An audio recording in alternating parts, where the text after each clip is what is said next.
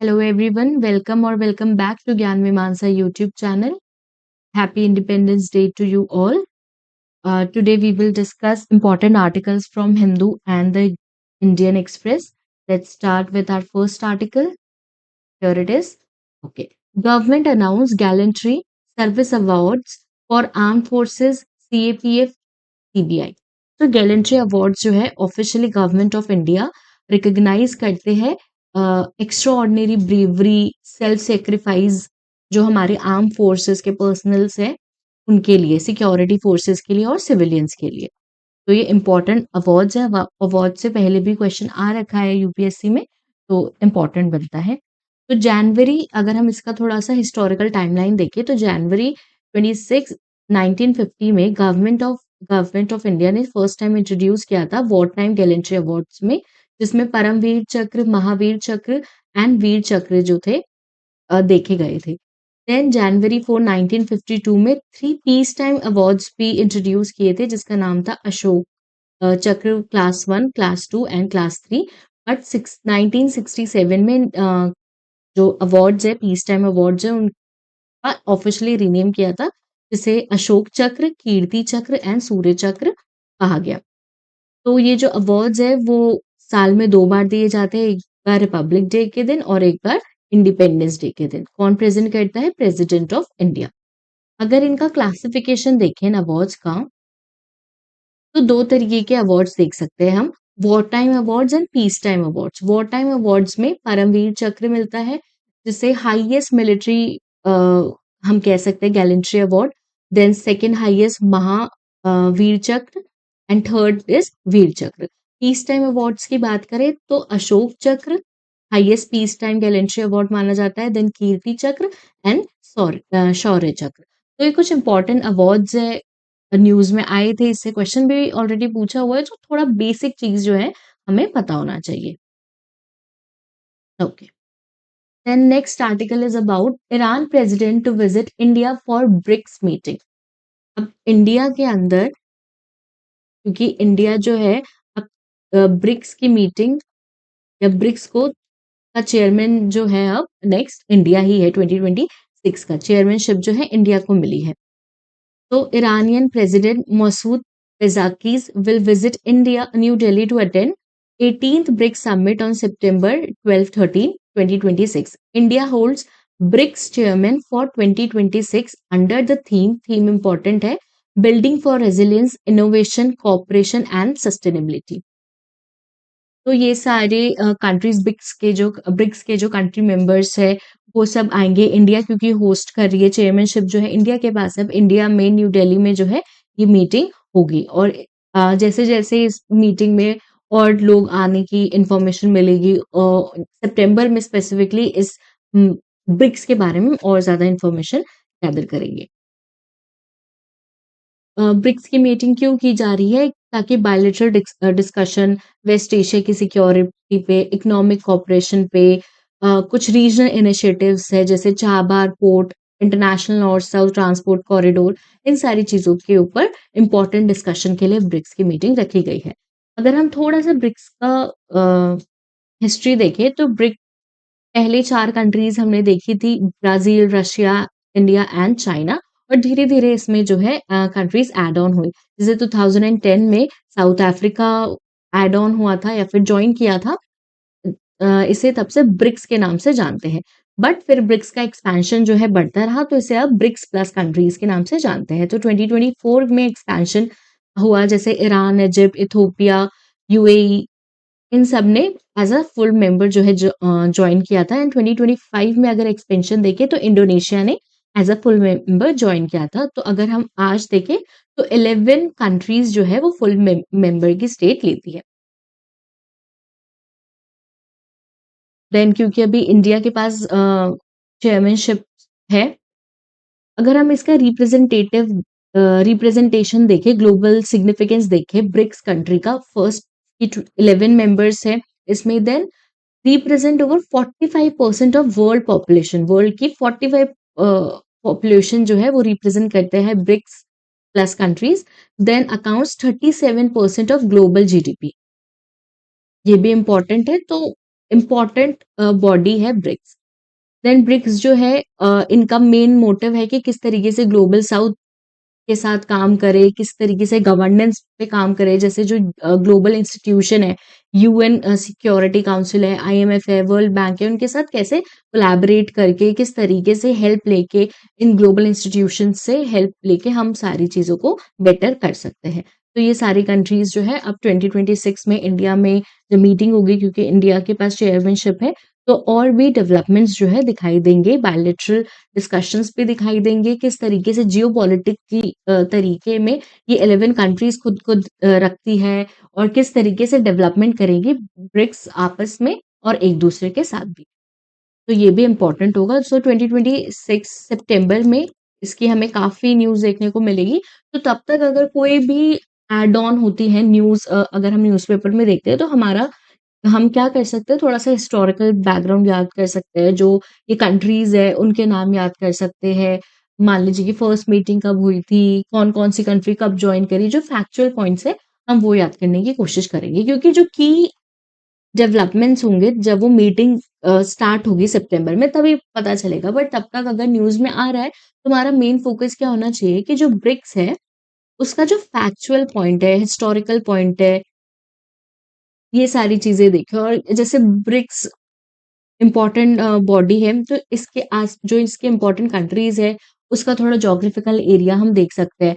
कुछ कंट्रीज़ ऐसी भी है जो अगर जियोपॉलिटिकल हम सिनेरियो देखें, तो वहाँ पे उनकी सिचुएशन कैसी है, या फिर क्या कोई थ्रेट है, या ग्लोबली वो कनेक्ट है पूरी वर्ल्ड से, ये सारी चीज़ें हम देख सकते हैं। कोई टेंशन है क्या जो जियोपॉलिटिकली, तो क्योंकि वो अगर बार-बार न्यूज़ में आ रहा है, इट मीन्स वो कंट्री इम्पोर्टेंट है हमारे एग्ज़ाम पॉइंट ऑफ व्यू से अगर हम बात करें, इम्पोर्टेंट है, तो हम थोड़ा-सा उसकी बैकग्राउंड या फिर बॉर्डरिंग कंट्री कौन-सी है, कौन से इम्पोर्टेंट सी है, क्या ब्लैक सी के आस-पास, रेड सी, जो इम्पोर्टेंट गल्फ कंट्रीज़ है, उसके पास कौन-कौन सी कंट्रीज़ बॉर्डर शेयर करती है, कौन से इम्पोर्टेंट सी है, स्ट्रेट्स है, ये सब भी याद करेंगे। Next article is India helps China इवेट tariffs claim US report. इस आर्टिकल में क्या बताया है, जैसे यूएसए है उसने एलिगेशन लगाया है। यूएस के व्हाइट हाउस ने एक रिपोर्ट पब्लिश की है।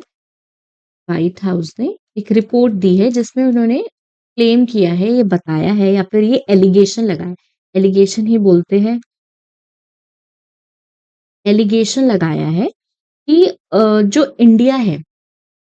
इंडिया और उसके साथ अराउंड 40 कंट्रीज,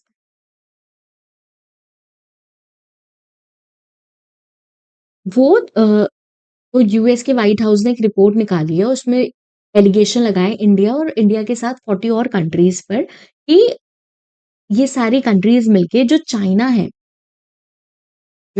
है उसकी हेल्प कर रही है।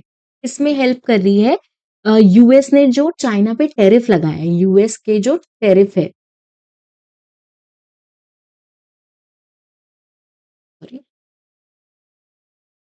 यूएस के जो टेरिफ्स है, जो टैक्स लगाए हैं चाइना पर, उसको बचाने में हेल्प कर रहे हैं। इट मीन्स जो चाइना पे यूएस ने टेरिफ लगाया है, उसे कम करने में हेल्प कर रहे हैं।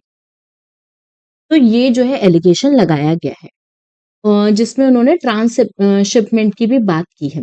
ग्रेट ट्रांसशिपमेंट में क्या होता है, मान लीजिए कि इंडिया है एंड चाइना है।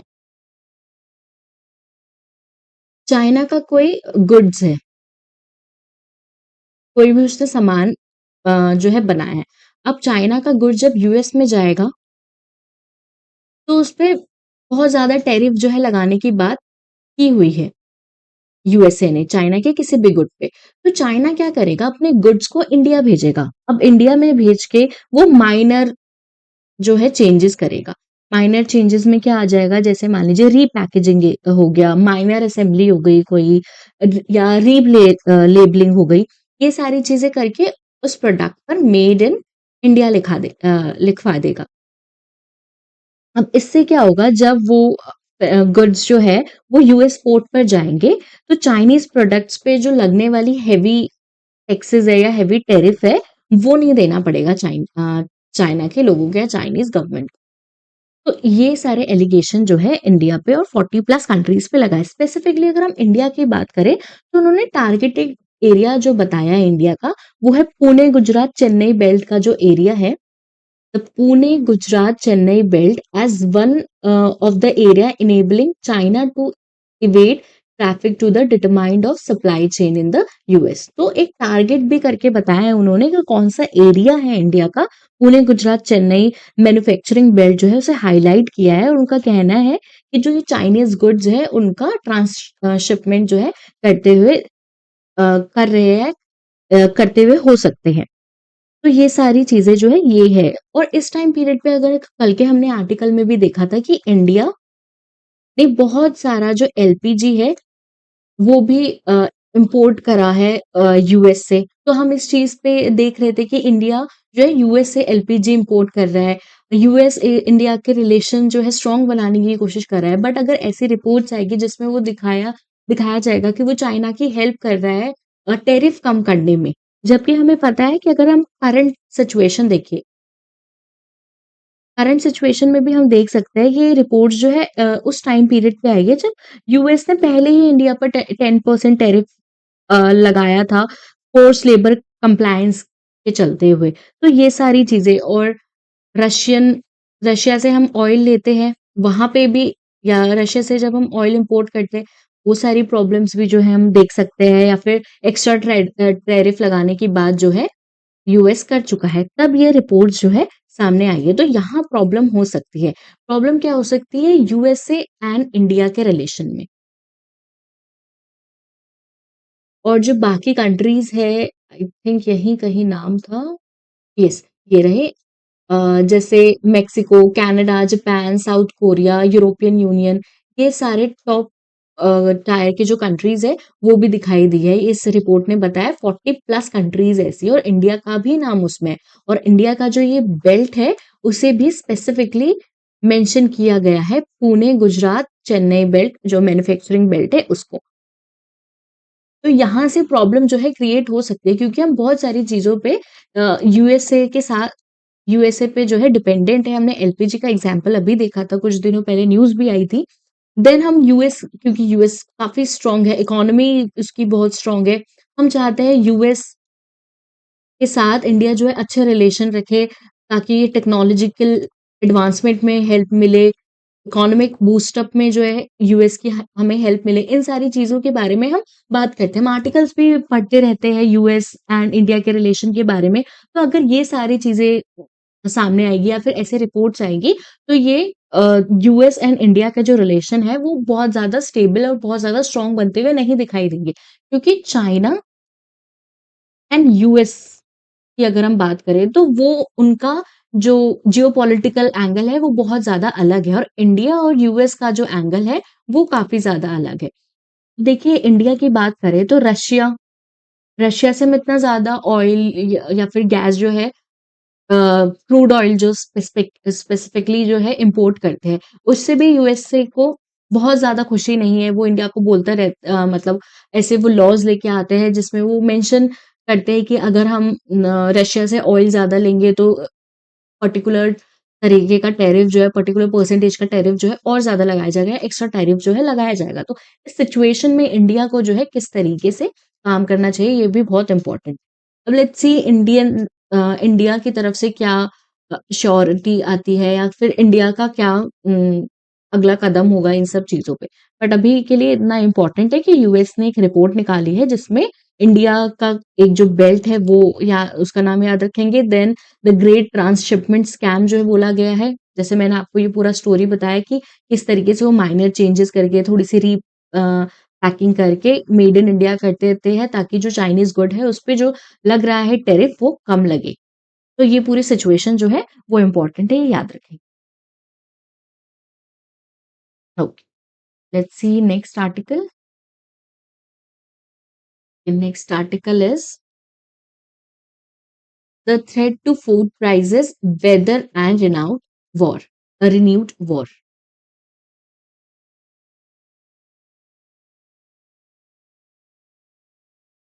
Okay, next article is the threat to food prices, weather and renewed war. इसी आर्टिकल में क्या कहा गया है? थोड़ा-सा इसे ज़ूम इन कर देती हूँ। ओके, आई थिंक अब थोड़ा अच्छे से क्लियर होगा। ओके। सो ऑथर बोलते हैं कि वेदर एंड वॉर के वजह से जो फूड प्राइसेस है, इंटरनेशनल फूड प्राइसेस है, वो इंक्रीज होते हुए दिखाई दे रहा है। मान लीजिए कि हमने वेदर के बारे में तो देखा कि एल नीनो का इफेक्ट देखा, देन बारिश हो रही है, कम मॉनसून का इफेक्ट देखा, हम कह सकते हैं। ये सारी प्रॉब्लम्स तो हमने देखी, बट न्यू हम क्या देख सकते हैं, अब फिर से रशिया यूक्रेन के बीच में, वेस्ट एशिया के बीच में जो जियोपॉलिटिकल सिचुएशन है, वो बहुत ज्यादा फेवरेबल नहीं है फूड प्राइसेस को लेके। फूड प्राइसेस जो है इन सारी चीजों की वजह से बहुत ज्यादा इंक्रीज होते हुए दिखाई दी है। और अभी भी हमने देखा ट्यूसडे को अगर हम देखें तो यूक्रेन और रशिया के बीच में भी हम कह सकते हैं ड्रोन स्ट्राइक्स जो है देखने को मिले, जिससे जो इम्पोर्टेंट पोर्ट्स है, इम्पोर्टेंट ग्रेन पोर्ट्स जो है वहां पे प्रॉब्लम देखी गई। जो जहां से ग्रेन एक्सपोर्ट इंपोर्ट होते हैं, वहां पे ये सिचुएशन जो है देखी गई, स्पेसिफिकली ब्लैक सी के जो पोर्ट्स थे वहां पे।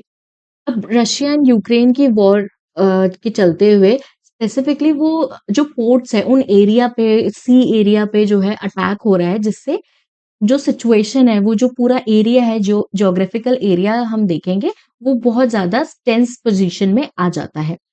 अगर हम यूएस डिपार्टमेंट ऑफ एग्रीकल्चर की बात करें तो उन्होंने बताया है कि EU's wheat production to fall by 7.5% from 145.1 metre in 2025 to 2026 to this. तो इन्होंने यूएस डिपार्टमेंट ने भी बताया कि यूएस ईयू की जो वीट प्रोडक्शन है वो भी कमी आती हुई दिखाई दी है।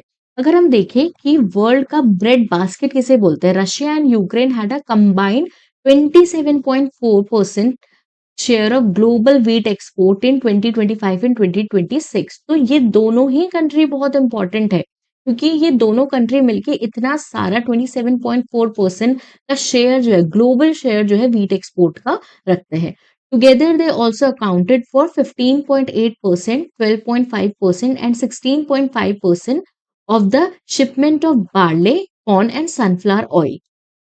तो हम क्या देख सकते हैं यहाँ पे, व्हीट फूड प्रोडक्शन की बात हो रही है, wheat, barley, corn and sunflower oil, इनके जो प्राइजेस है अब वो बढ़ना स्टार्ट हो जाएंगे, क्योंकि यहाँ पे रिसेंटली देखा गया है कि रशिया और यूक्रेन के बीच में जो टेंशन जो हम देख सकते हैं, और ये सारी क्योंकि Russia and Ukraine Jio politically जिस जगह पे, जोग्राफिकली जिस जगह पे सिचुएटेड है, वहां से ही सारा हम कह सकते हैं बहुत सारा जो हमारा एक्सपोर्ट है, इंपोर्ट है, वो सारा उसी ज्योग्राफिकल एरिया से होता है। The Strait of Hormuz has drawn the world's attention. The Kerch Strait, affected by Russian-Ukraine war, is emerging the new point of view. Straight of हार्मोज देखा था हमने कि किस तरीके से कॉन्फ्लिक्ट के वजह से स्ट्रेट ऑफ हार्मोज पर कितनी प्रॉब्लम जो है देखने को मिली थी, जिससे पूरे वर्ल्ड जो है सफर कर रहा था। उसी के साथ साथ अब क्रेच स्ट्रेट जो है वहां पे भी प्रॉब्लम देखी जा रही है। तो हमारे लिए क्या इम्पोर्टेंट है? देखिए, ये सारी जियोपॉलिटिकल जब भी कोई वॉर होती है, कोई टेंशन होता है, तो वो पर्टिकुलर टॉपिक तो इम्पोर्टेंट है ही, बट उसके साथ-साथ एग्ज़ाम के पॉइंट ऑफ व्यू से अगर मैं बताऊँ आपको, तो जो लोकेशंस है, लोकेशंस बहुत ज़्यादा इम्पोर्टेंट हो जाती है। अगर आप पीवाईक्यूज़ देखेंगे, तो आपको बहुत सारे ऐसे लोकेशंस मिलेंगी जो क्वेश्चंस में पूछे गए, पीवाईक्यूज़ में पूछे गए हैं। तो हम इन कुछ इम्पोर्टेंट जो लोकेशंस हैं, उन्हें भी देख लेंगे। अगर हम ईयू की बात करें या फिर यूरोपियन कंट्रीज की बात करें, तो वहां पे भी देखा गया है low river water level caused by drought limiting the possible for alternative routes such as via downway and even affecting inland transport to the ports haven't helped either। तो ये ब्लैक सी के या फिर हम कह सकते हैं रशिया यूक्रेन के कॉन्फ्लिक्ट के बाद और सारी भी नेचर के साथ भी या फिर नेचुरली भी बहुत सारी प्रॉब्लम देखी जा रही है। लो रिवर वाटर लेवल्स जो है देखे जा रहे हैं, ड्रॉट्स जो है वो बढ़ चुके हैं, ड्रॉट इंक्रीज हो चुके हैं। तो इससे इनलैंड वाटर जो है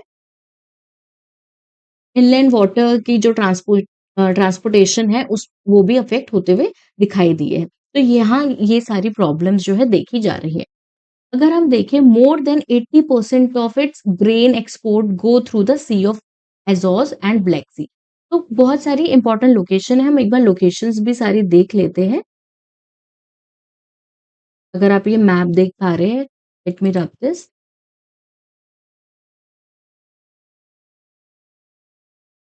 अगर आप ये इंपॉर्टेंट पोर्ट्स देख रहे हैं, sea of Azov, black sea, then Russia, Ukraine, ये इंपॉर्टेंट जो पोर्ट्स है, sea of Azov, black sea, Russia, Kerch port, then Odessa port, Crimea, black sea, Ukraine, ये इंपॉर्टेंट जो ज्योग्राफिकल एरिया जो है बहुत इंपॉर्टेंट है, हमारे एग्जाम के लिए भी इंपॉर्टेंट है, जियोपॉलिटिकली भी बहुत ज्यादा इंपॉर्टेंट ये जो लोकेशन है वो देखी जा सकती है। तो थोड़े से हम लोकेशन देख लेते हैं जिससे आपको हेल्प हो। ओके, आप भी एक काम कर सकते हैं, जो वर्ल्ड मैप है या फिर एटलस है, आप एक बार जाके देख लेंगे। इंपॉर्टेंट जो इस आर्टिकल में पोर्ट्स है, स्ट्रेट्स है, वो बस मैंने यहाँ मेंशन किए हैं। जैसे क्रेच पोर्ट का अगर हम देखें, a narrow strategic strait connecting the sea of Azov to the black sea. तो कितना इंपॉर्टेंट स्ट्रेट होगा ये। Sea of Azov located bounded by Ukraine to the north, Russia to the east and Crimea peninsula to the west. It's a shallowest sea in the world। Important है prelims point of view से। Black sea हमें पता है, black सी से question भी बने हैं कि कौन से कंट्री से बाउंड्री जो है देखी गई है ब्लैक सी की, तो वो भी याद रखेंगे। कुछ बॉर्डरिंग कंट्रीज की अगर निमोनिक्स हम देखें, Turkiye, Bulgaria Bulgaria, Russia, Georgia, Ukraine, Romania, ये भी इंपॉर्टेंट है। Then Danube river, Europe second longest river flowing through the central and south eastern Europe into the black sea. यहाँ पे ही जो वाटर लेवल है वो कम देखा गया है, जिसकी वजह से जो यूरोपियन कंट्रीज है वहां पे ड्रॉट जैसे सिचुएशन आई है, और जो ऑल्टरनेटिव ग्रेन रूट था वो भी अफेक्ट होते हुए दिखाई दिया है। देन स्ट्रेट ऑफ हार्मोज, इसकी लोकेशन है Persian Gulf with the Gulf of Oman, connects the Persian Gulf with the Gulf of Oman. World's primary oil transit choke point compared in the article with the Kerch Strait as a food trade choke point। तो ये सारी important ports है, straits है, reverse है। आप एक बार इसे Atlas पे भी देख लेंगे। पीवाईक्यू जब सॉल्व करेंगे तो ये लोकेशन जो है याद रखेंगे। इस ब्लैक सी से जैसे क्वेश्चन आए हुए हैं काफी बार, इससे रिलेटेड जो कंट्रीज है उससे भी क्वेश्चन पूछे गए हैं। तो ये पूरे जो स्ट्रेट्स है जो अभी न्यूज में है वो आपको याद रखने हैं, इससे क्वेश्चन बनने के चांसेस जो है बढ़ जाते हैं। नेक्स्ट आर्टिकल इज ओके, ये आर्टिकल जो है हमारे सेंसस से रिलेटेड आया है। तो 14 जो क्वेश्चन है वो एड ऑन किए गए हैं।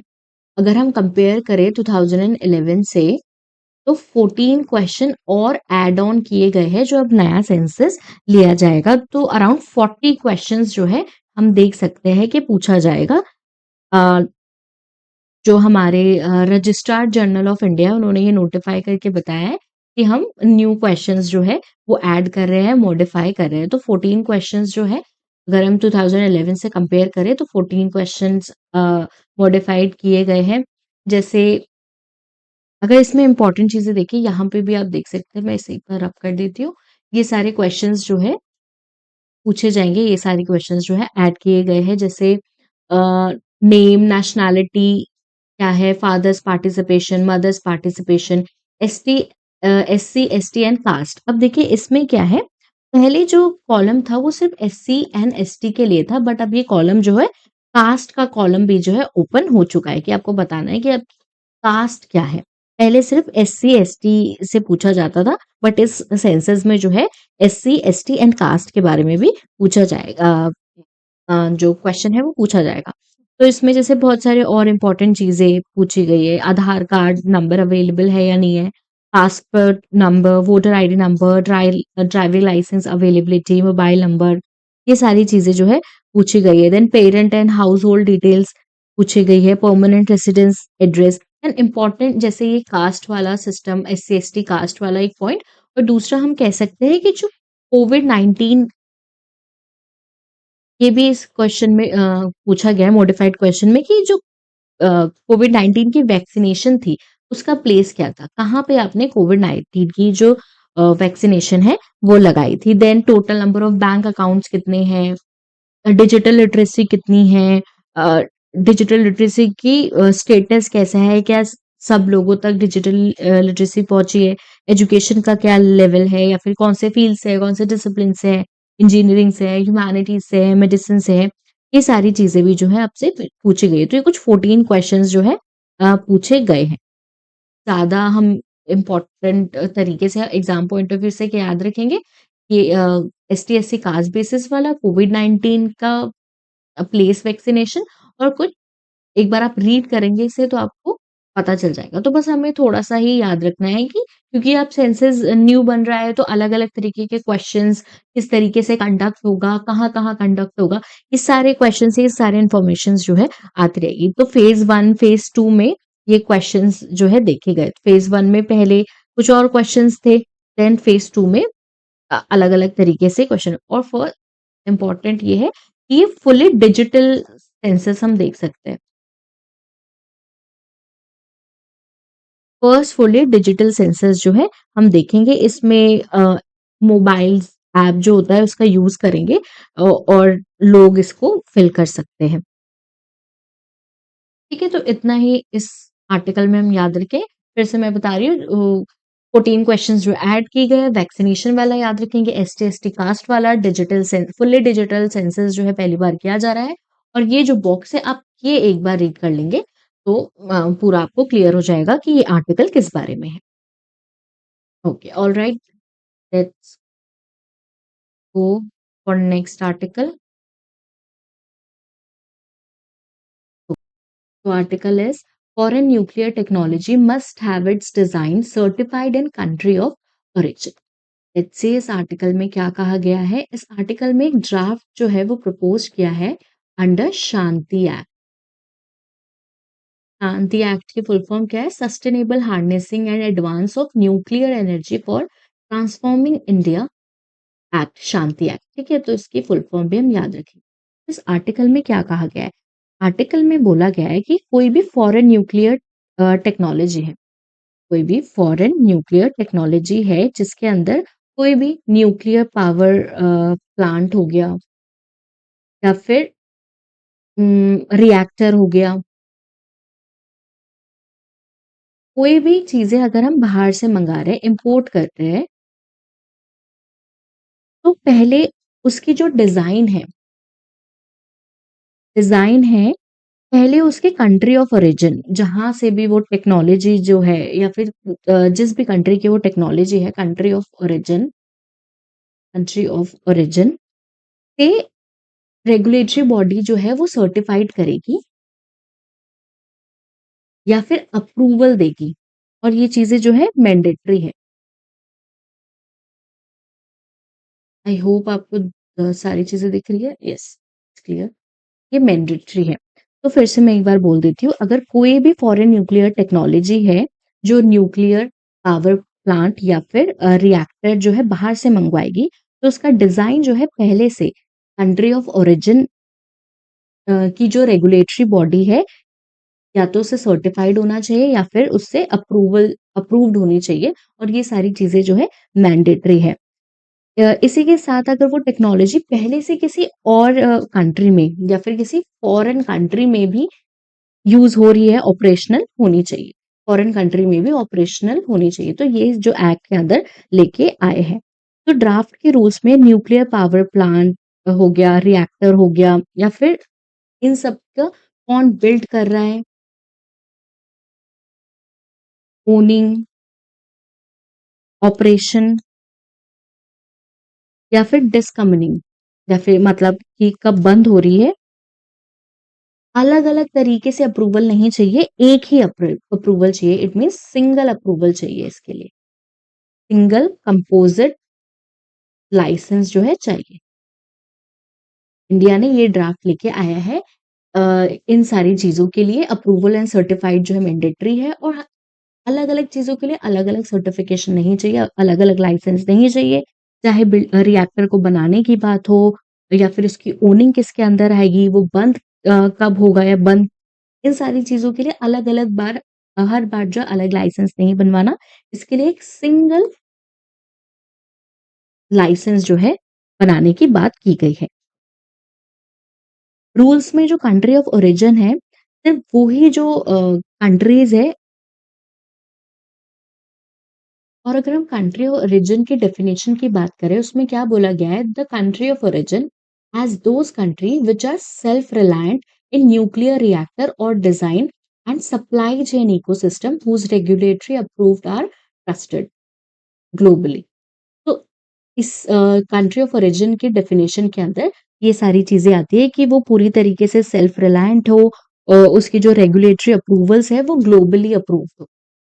उसके अंदर कंट्री ऑफ ओरिजिन जो है माना जाएगा, उसकी डेफिनेशन के अंदर आएगा। अब मान लीजिए न्यूक्लियर लायबिलिटी की भी बात की गई है कि अगर कोई प्लांट चलाता है, ऑपरेट करता है या फिर कोई भी न्यूक्लियर डैमेज होता है, तो उस डैमेज को रिकवर करने के लिए इंश्योरेंस या फाइनेंशियल सिक्योरिटी भी बनाना कंपल्सरी होगा। तो ये सारे जो है रूल्स में लिखे गए, इस ड्राफ्ट में लिखे गए हैं कि फाइनेंशियल सिक्योरिटी जो है रखनी पड़ेगी। देन इसके बाद ये भी कहा गया है कि जो ये ड्राफ्ट के रूल्स हैं, उसमें इंडिया के बड़े-बड़े न्यूक्लियर पावर इकोसिस्टम भी आएँगे, रेगुलेटरी फ्रेमवर्क भी जो है रेडी किए जाएँगे, प्राइवेट पार्टिसिपेशन भी बढ़ेगा। इससे क्या होगा, इससे जो कैप्टिवेट न्यूक्लियर जनरेशन है, जैसे जो खुद मान लीजिए कि इलेक्ट्रिसिटी बनाते हैं, न्यूक्लियर प्लांट बनाते हैं, उन सारी चीज़ों के बारे में देखा जाएगा। तो foreign reactor technology, licensing, safety oversight, ये सारी चीज़ें जो है इसमें इंक्लूड है। अगर मैं थोड़ा-सा शॉर्ट में बताऊँ आपको, ये प्लांट किस बारे में है, just right it down here. सारे पॉइंट्स जो है एक बार मैं यहाँ लिख देती हूँ, जिससे थोड़ी कन्फ्यूजन कम रहे।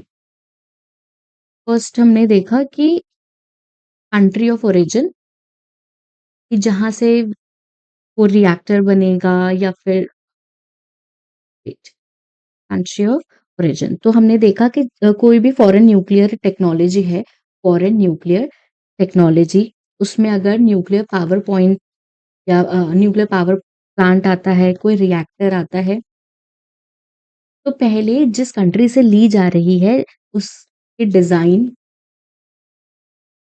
कंट्री ऑफ ओरिजिन से लेनी पड़ेगी, जिसमें उन्हें बताना पड़ेगा कि रेगुलेटरी बॉडी ने सर्टिफाइड किया है या फिर अप्रूवल दिया है इस प्लांट के लिए।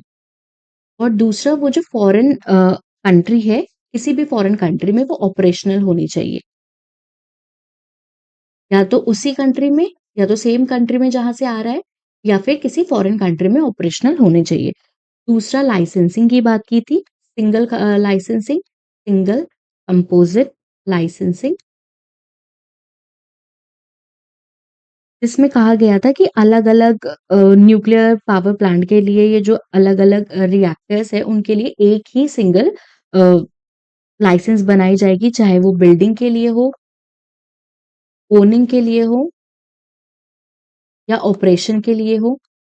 इन सब के लिए जो है, या फिर कब बंद कर सकते हैं, डिकमीशन के लिए हो, सबके लिए एक ही जो है लाइसेंस बनाया जाएगा, सिंगल कंपोजिट लाइसेंस बनाया जाएगा। कंट्री ऑफ ओरिजिन की डेफिनेशन जो है देखिए कि किस तरीके से न्यूक्लियर रिएक्टर डिज़ाइन जो है, उसकी जो सप्लाई चेन है, वो पूरी तरीके से सेल्फ रेज़िलिएंट होनी चाहिए, और रेगुलेटरी बॉडी जो है उसका अप्रूवल दे चुकी हो, ग्लोबली जो है उसको अप्रूव किया गया हो।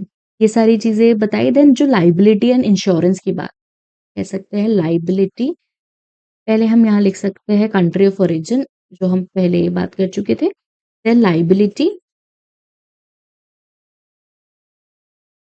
And insurance. लायबिलिटी इंश्योरेंस की भी बात की थी कि कोई भी डैमेज होता है, तो इसके लिए फाइनेंशियल सिक्योरिटी इंश्योरेंस की बात की गई है इस ड्राफ्ट में। देन ये ड्राफ्ट के जो रूल्स है वो बताते हैं कि न्यूक्लियर पावर इकोसिस्टम जो है वो लार्जर हो जाएगा, प्राइवेट प्राइवेट पार्टिसिपेशन जो है वो इंक्रीज होते हुए दिखाई देगी। फॉरेन रिएक्टर टेक्नोलॉजी आएगी, लाइसेंसिंग और सेफ्टी भी जो है देखी जाएगी इस पूरे प्लान में या फिर ड्राफ्ट में। तो ये ड्राफ्ट किया गया है शांति एक्ट के थ्रू, इम्पोर्टेंट है, याद रखेंगे। अगर इसमें कोई और डेवलपमेंट होती है तो इससे रिलेटेड और आर्टिकल्स आएंगे और हम और डिटेल में पढ़ेंगे। बट अभी के लिए जो ये थोड़ा सा फ्रेमवर्क है, किस लिए ड्राफ्ट जो है बनाया गया है, क्या क्या चीजें चाहिए, क्या क्या चीजें मैंडेटरी है, सर्टिफिकेशन अप्रूवल मैंडेटरी है, सिंगल लाइसेंसिंग की जो बात की गई है, एंड फाइनेंस की, इंश्योरेंस की बात, और शांति एक्ट जो है उसके बारे में थोड़ा सा याद रखिए। That's it. अभी अगर इसमें डेवलपमेंट होती है, ये ड्राफ्ट आगे जाता है, तो उस पे और भी इम्पोर्टेंट डिस्कशन जो है हम करेंगे। आई होप थोड़ा क्रिटिकल कह सकते हैं, थोड़ा सा देख सकते हैं आगे चल के और भी आर्टिकल्स आएंगे। बट अभी के लिए आप इतना ही याद रखिए, जो छोटे से पॉइंट्स है वो याद रखिए। Okay. Next article is, can BCI halt enrollment of an entire graduating batch? ये आर्टिकल कल भी हमने पढ़ा था, उसी को थोड़ा सा इलैबोरेट करके आज बताया गया है। सो बार काउंसिल ऑफ इंडिया, तो उन्होंने बोला था ऑल स्टेट बार काउंसिल्स को कि कोई भी स्टूडेंट 2026 बैच का, national academy of legal studies and research का कोई भी स्टूडेंट होगा उस बैच का, उसे एनरोल जो है नहीं करेंगे। ऑल स्टेट बार काउंसिल को उन्होंने ये ऑर्डर या लेटर हम बोल सकते हैं वो दिया था, जब तक आगे के ऑर्डर नहीं आते। बट इन सारी चीजों में जब प्रॉब्लम देखी तो ये ऑर्डर या फिर जो ये लेटर था उसे डिसकंटिन्यू कर दिया था। इसमें ये तो कॉन्टेक्स्ट है, किस बारे में बात हो रही है, क्यों ये आर्टिकल जो है देखा गया। Let me just zoom it. Okay. But अगर हम इसका लीगल फ्रेमवर्क देखें कि क्या बोलता है, what does the law say about the enrolment, enrolment के बारे में लॉ क्या कहता है। तो section 6 clause 1A, entrust state bar council with the admitting person as a advocate on their rolls. Section 24 sets out qualification for enrolment, while section 24A provides for certain disqualification। ये important है। Bar council की अगर बात करें या फिर state bar council की अगर हम बात करें, तो उसमें ये मेंशन किया गया है 24 में, ये कौन-कौन सी क्वालिफिकेशन होनी चाहिए, और 24A में बताया गया है कि कौन-कौन से डिस्क्वालिफिकेशन के थ्रू जो है हम किसी भी स्टूडेंट को या फिर कोई भी पर्सन है उसे एनरोल करेंगे या नहीं करेंगे। ये सारी बातें जो है की गई थी। And section 25 and 26 deal with the authority and procedure of the admission. तो ये आर्टिकल जो है इम्पोर्टेंट है। बट कोई रिस्ट्रिक्शन का ब्लैंकेट नहीं है। No blanket restriction can be imposed by the BCI. Bar council of India नहीं कर सकती है। ये सारी चीजें किसमें लिखी हुई है, ये सारी चीजें लिखी हुई है स्टेट बार काउंसिल के अंदर। तो यहाँ पे प्रॉब्लम देखी जा रही है, क्योंकि बीसीआई के जो चेयरमैन थे उन्होंने ये सारी चीजें बोली कि 2026 का जो बैच है नालसार का, उनको इनरोल नहीं करेंगे। स्टेट बार काउंसिल को ये लेटर भेजा।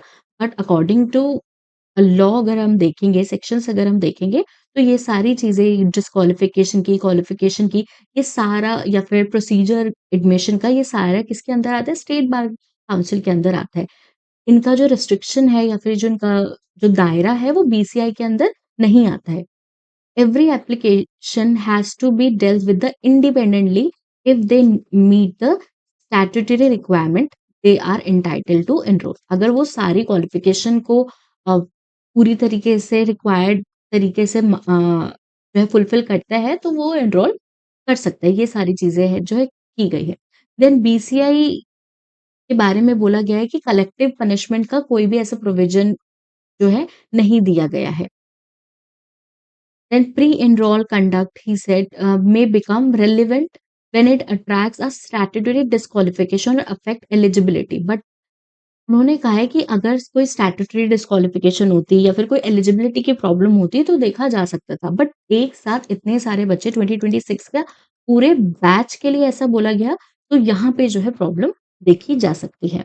BCI could not use its rule making power under section 49 to create an additional disqualification not provided for by the Advocates Act. ये इंपॉर्टेंट है कि बीसीआई जो है वो खुद रूल नहीं बना सकती सेक्शन 49 के अंदर, कि किसी भी डिस्क्वालिफिकेशन के लिए ऐड नहीं कर सकते कोई भी डिस्क्वालिफिकेशन जो एडवोकेट्स एक्ट जो है प्रोवाइड नहीं करता। तो ये थोड़ा-सा टेक्निकल हो जाएगा, बस हमें इतने सेक्शंस याद नहीं करने, बस हमें ये याद रखना है कि बीसीआई का क्या रोल है, स्टेट बार काउंसिल का क्या रोल है एंड एडवोकेट एक्ट्स के अंदर क्या-क्या लिखा गया है। बस हमें छोटा-सा ये समझना है। इसका कॉन्टेक्स्ट आपने समझा कि ये प्रॉब्लम क्यों स्टार्ट हुई है, बीसीआई का रोल क्या था और क्या बीसीआई के पास ये पावर है या फिर वो अ, अपने पावर से ज़्यादा चीज़ें कर रहे हैं या फिर रूल मेकिंग की क्या पावर बीसीआई के पास है? ये सारी चीज़ें देखी एंड स्टेट बार काउंसिल जो है, उसके पास अथॉरिटी है कि वो किस बेसिस पे एडमिशन लेता है, कौन-कौन से डिस्क्वालिफिकेशन अ, है, कौन से स्टैट्यूटरी डिस्क्वालिफिकेशन है, कौन सी एलिजिबिलिटी के क्राइसिस के अंदर डिस्क्वालीफाई या एनरोलमेंट के लिए मना कर सकता है, डिनायल दे सकता है। ये सारी जो पावर है स्टेट बार काउंसिल के अंदर है। बीसीआई का जो रोल है उसमें नहीं है या फिर ऐड नहीं कर सकते कोई भी डिस्क्वालिफिकेशन का प्रोविजन। तो बस इतना ही छोटा-सा आर्टिकल था। ओके। आज का लास्ट आर्टिकल हम देखते हैं, financial democracy the Jan Dhan transformation. Okay. Author है वो बोल रहे हैं कि इंडिपेंडेंस डे के लिए वो के बारे में बात करते हुए वो बोल रहे हैं कि इंडिया इंडिपेंडेंट हो गई है, बहुत सारे रूल्स रेगुलेशन के साथ हम आगे बढ़े हैं। देन वो कहते हैं कि इंडिपेंडेंस डे को समझने के लिए हमें समझना पड़ेगा कि पॉलिटिकल टर्म्स में इंडिया जब इंडिपेंडेंट हुई या इंडिया सोवरेन बनी, रिपब्लिक कंट्री बनी, डेमोक्रेटिक इंस्टीट्यूशन स्टैब्लिश किए, सारी चीजें करी, बट पॉलिटिकल डिपेंडेंसी जो है अकेली सफिशिएंट नहीं होती या गारंटी नहीं देती इकोनॉमिक फ्रीडम की भी। पॉलिटिकल फ्रीडम इंश्योर नहीं करती है इकोनॉमिक फ्रीडम को भी। ये जो है ऑथर बोल रहे हैं। फिर वो बोलते हैं बहुत सारे मिलियंस ऑफ इंडियंस हैं जो धीरे-धीरे करके फाइनेंशियल सिस्टम के अंदर आए हैं। उनका बैंक अकाउंट बना है, फॉर्मल क्रेडिट कार्ड बना है, इंश्योरेंस के बारे में उन्हें पता है। तो ये धीरे-धीरे अ, जो है बढ़ता जा रहा है कंट्री में। ये सारी चीज़ें बोलते हैं। देन वो एग्ज़ाम्पल लेते हैं प्रधानमंत्री जन धन योजना की। तो इस आर्टिकल में थोड़ा-सा हम देखेंगे जो प्रधानमंत्री जन धन योजना है, उसके बारे में बताया गया है, वो थोड़ा-सा उसी के डेटा के बारे में बताया गया है। तो उन्होंने बोला है कि उन्होंने बताया कि जन धन योजना आने से किस तरीके से जो है डेवलपमेंट हुई है, गाँव-गाँव तक, एवरी हाउसहोल्ड तक जो है बैंक अकाउंट की अवेलेबिलिटी देखी गई है, एक्सेस जो है मिला है, रुपे डेबिट कार्ड जो है वो मिला है, इंश्योरेंस जो है कवरेज जो है वो बढ़ा हुआ है। तो ये जनधन के बारे में थोड़ा-सा बता रहे हैं। देन वो बोलते हैं इकोनॉमिक लायबिलिटी या इकोनॉमिक फ्रीडम जो है वो फंडामेंटली बहुत इम्पोर्टेंट है ह्यूमन बीइंग के लिए और इसको जो है ये सारी रिस्पॉन्सिबिलिटी स्टेट की होती है कि किस तरीके से हम ये सारी चीज़ें जो है हर हाउस होल्ड तक पहुँचाएँ, चाहे वो अर्बन एरिया की हो, चाहे वो रूरल एरिया की है। If a citizen cannot access formal finance, receive money directly, save securely, or establish a connection with the institution which economic opportunity falls, political freedom remains incomplete in a very practical sense. तो वो ये बोलना चाह रहे हैं अगर हमें political freedom देनी है, पॉलिटिकल लिबर्टी देनी है, तो हमें इकोनॉमिक फ्रीडम, इकोनॉमिक लिबर्टी भी देनी पड़ेगी और अगर पॉलिटिकल लिबर्टी के साथ-साथ हम इकोनॉमिक लिबर्टी भी देंगे, तभी सारी चीज़ें, सारे जो डायमेंशंस हैं, वो कवर हो पाएँगे। सारे डायमेंशंस कवर देखे जा सकते हैं। देन वो बोलते हैं फाइनेंशियल इंक्लूजन जो है, वो बहुत ज़्यादा कंट्री में बढ़ी है। जैसे बहुत सारे लोग जो है सेव करना सीखे हैं, पेमेंट करना सीखे, क्रेडिट कार्ड यूज़ करना सीखे। तो इकोनॉमिक अपॉर्च्युनिटी जो है, वो बढ़ती हुई दिखाई दी है। तो जनधन योजना के बारे में, जनधन ट्रांसफॉर्मेशन के बारे में ही बोलते हैं। देन वो बोलते हैं कि जो जनधन है वो एक ट्राइनिटी आर्किटेक्चर की तरह हम देख सकते हैं। जनधन, आधार एंड मोबाइल को। तो ये एक ट्रिनिटी की तरह देखते हैं Jan Dhan, then Aadhaar and mobile. इसके बाद जो है इन्होंने की है। वो कहते हैं कि जब जनधन, मोबाइल, आधार एक दूसरे के साथ जुड़ते हुए दिखाई देते हैं, डिजिटल आइडेंटिटी मिलती है, मोबाइल इंफ्रास्ट्रक्चर बढ़ता है, तो गवर्नमेंट के लिए बहुत ज़्यादा ईज़ी हो जाता है। डायरेक्ट चैनल जो है हाउस होल्ड तक पहुँचने का बन जाता है।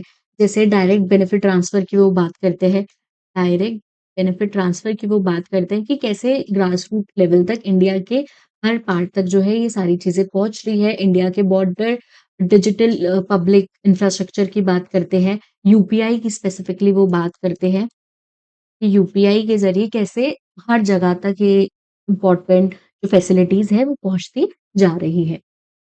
देन वो बोलते हैं एन अकाउंट एंड आइडेंटिटी। सिर्फ अकाउंट, बैंक अकाउंट जो है वो सिर्फ एक अकाउंट नहीं है, वो एक आइडेंटिटी भी है। वो कहते हैं कि इससे जो मार्जिनलाइज लोग हैं, जो मार्जिनलाइज सेक्शन है, वो कवरेज में आते हैं। तो वो बता मतलब इस पूरे आर्टिकल में हम देख सकते हैं कि जो ऑथर है वो जन धन के प्रेज कर रहे हैं। कब स्टार्ट हुआ, किस तरीके से डिजिटल लिटरेसी बढ़ी, कहाँ-कहाँ पहुँचा, बैंक अकाउंट का क्या काम है, मोबाइल का क्या काम है एंड जनधन कैसे इंटरलिंक है, ये सारी चीज़ें कर रहे हैं। बट देखिए इस तरीके के आर्टिकल्स हमें कैसे पढ़ने होते हैं? कोई स्कीम है, एनी स्कीम, एनी रूल और लॉ, कोई भी बेनिफिटेड स्कीम आई है, मान लीजिए ये जनधन की ही हमने बात करी, तो ये हमें पता होना चाहिए इसके बेनिफिट्स क्या है, बट इसी के साथ-साथ हम एग्ज़ाम पॉइंट ऑफ व्यू की बात अगर मैं करूँ, तो हमें इसे क्रिटिकली एनालाइज़ करना है, कि ये सारे बेनिफिट्स तो है, बट क्या इस सिस्टम में कोई और कमी भी है? बहुत कमी है, जनधन के आने के बाद भी जो है बहुत सारी कमियाँ रह चुकी है अभी भी सिस्टम में, तो हम वो सारी जो प्रैक्टिकली हम एनालाइज़ करेंगे, जो कमी है, जो डिसएडवांटेजेस देखे गए हैं या फिर पूरी तरीके से लोगों तक अभी भी जनधन तक योजना जो नहीं पहुँची, वो सारी चीज़ें भी हम देखेंगे। तो ये पूरे आर्टिकल में हम देख सकते हैं जनधन की प्रेज़ करी है, किस तरीके से जनधन जो है पूरे कंट्री तक पहुँचा हुआ है। बट इसके कुछ और भी पॉइंट्स देख लेते हैं जिस वजह से इसमें कुछ प्रॉब्लम्स है और वो सुधर सकती है। जैसे हाई डोरमेंसी रेट, देखेंगे अकाउंट्स तो बहुत बन गए हैं, जनधन के अंदर अकाउंट्स तो बहुत बन गए हैं बट वो अभी भी इनएक्टिव है। बहुत टाइम पीरियड तक यूज़ नहीं हो पाए क्योंकि अभी लोगों के पास उतना मनी ही नहीं है, फाइनेंस ही नहीं है। अगर मनी फाइनेंस नहीं होगा तो बैंक अकाउंट अ, इनएक्टिव ही रहेगा क्योंकि अभी भी यूपीआई हम यूज़ कर रहे हैं, बट अगर रूरल एरिया में जाएँगे, स्टिल वो अभी भी मनी जो फिज़िकल मनी है वो अपने पास रखना ज़्यादा सेफ समझते हैं। देन ज़ीरो बैलेंस अकाउंट की अगर हम बात करें, ज़ीरो बैलेंस अकाउंट में जैसे जनधन में कैसे खोला गया था कि आपको कोई डिपॉज़िट जमा नहीं करना, पैसे जमा नहीं करने, आप ज़ीरो अकाउंट से अपना ज़ीरो बैलेंस से अपना अकाउंट खोल सकते हो। बट इसमें ये सारी चीज़ें देखी जा रही है कि नेग्लिजेंस देखा जा रहा है बैलेंस अकाउंट में।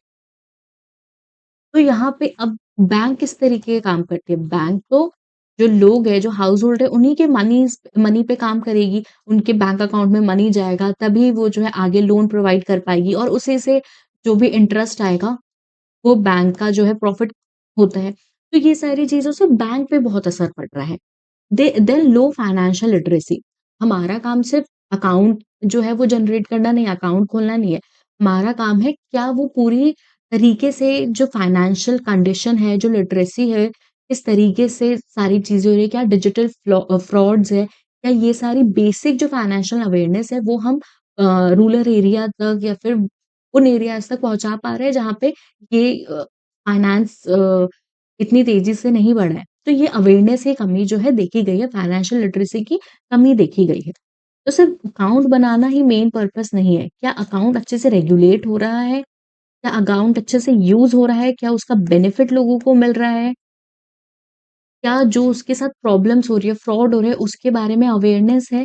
ये सारी चीज़ें भी जो है देखनी इम्पोर्टेंट होती है। Then poor credit and insurance uptake, limited utilisation of overdraft facility, micro insurance, pension due to irregular rural income, ये सारी चीज़ों से भी जो है ये प्रॉब्लम देखी जा रही है जनधन योजना के अंदर। तो हमें क्या करना है या फिर गवर्नमेंट को क्या करना है? गवर्नमेंट को देखना है कि क्या ये कनेक्टिविटी जो है वो पूरी तरीके से रिमोट एरिया तक पहुँच रही है और अगर नहीं पहुँची तो किस तरीके से पहुँचाए, किस तरीके से अवेयरनेस जो है जनरेट करे, कैंपेन कैसे करे ताकि चाहे वो रूरल एरिया में, रिमोट एरिया में हो, उन सबको इन सारी चीज़ों के बारे में इन्फॉर्मेशन मिले और वो अपनी डिजिटल जो नॉलेज है वो भी इंक्रीज़ करे, फाइनेंशियल जो नॉलेज है वो भी इंक्रीज़ करे। ओके? तो ये छोटा-सा आर्टिकल था इंडिपेंडेंस डे के लिए डेमोक्रेसी पे बात की गई थी। आई होप आपको समझ आया होगा, थोड़ा-सा जनधन योजना हम देख लेंगे कब हुआ लॉन्च, किस तरीके से हुआ, क्या-क्या बेनिफिट मिलते हैं। देन ये जो ट्रायंगल है उसके बारे में याद कर सकते हैं। आप एग्ज़ाम में यूज़ कर सकते हैं कि आधार, मोबाइल एंड जन-धन योजना को ट्रायंगल की तरह देखा गया है और वो किस तरीके से ट्रांसफ़ॉर्म कर रहा है रिमोट एरियाज़ को, अर्बन एरियाज़ को, रूरल एरियाज़ को। देन उसी के साथ-साथ हम देख सकते हैं कि उसमें क्या-क्या कमियाँ हैं और उस कमियों को हम कैसे सुधार सकते हैं।